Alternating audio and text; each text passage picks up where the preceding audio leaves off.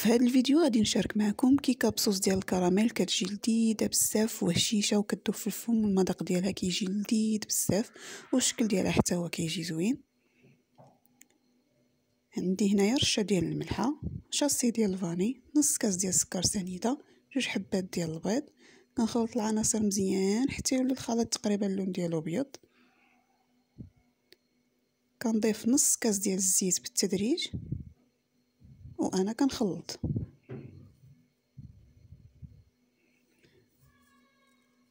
عندي هنايا دانون ديال الفاني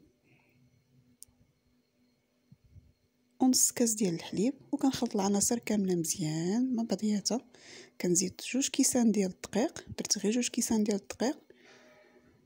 كنخلط الخليط ديالي مزيان وكندير 2 شاصيات ديال خميره الحلوه من فئه 8 غرام. كنخلط الخليط ديالي مزيان، خصو يكون ما خفيفش بزاف وما ثقيلش بزاف، القوام خصو يكون بحال هكا بين وبين كيف ما كنقولوا. ولا بغيت نكتب رقم 8 يتكتب ليا بكل سهوله. بالنسبه للطياب انا ما كنسخنش الفران، كندخلها على فران بارد وكنقصلو البوطه وكندخلها كطيب.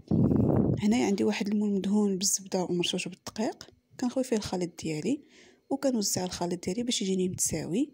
كنحرك شويه هذا المول باش يجيني الخليط متوزع بالتساوي في جميع انحاء ديال المول. هنايا طابت لي الكيكه، كندوز كنصايب لاصوص ديال الكراميل، كاس ديال الحليب، 2 معالق ديال سنيده، معلقه ونص ديال النشا.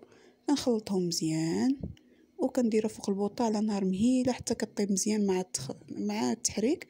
هنايا عندي واحد 2 دانيط ديال الكراميل، من بعد ما طابت ليا لاصوص كنضيف ليها 2 دانيط ديال الكراميل وكنخلط مزيان. كتجي لذيذه بزاف هاد لاصوص.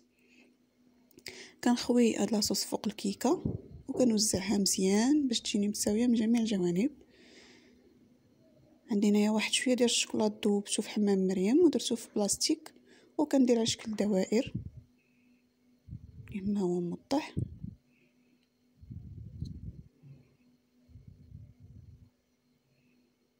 صافي وكنبقى كندي هاد الخطوط هادو اللي درت بالموس وكنجيبهم.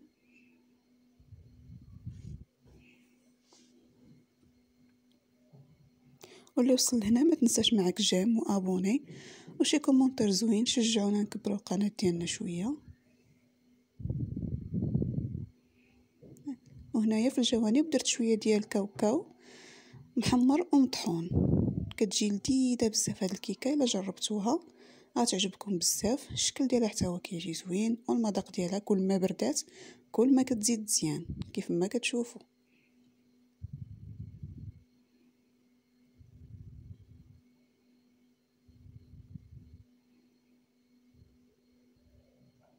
وما تنساوش معكم جيم وابوني وشي كومونتير زوين.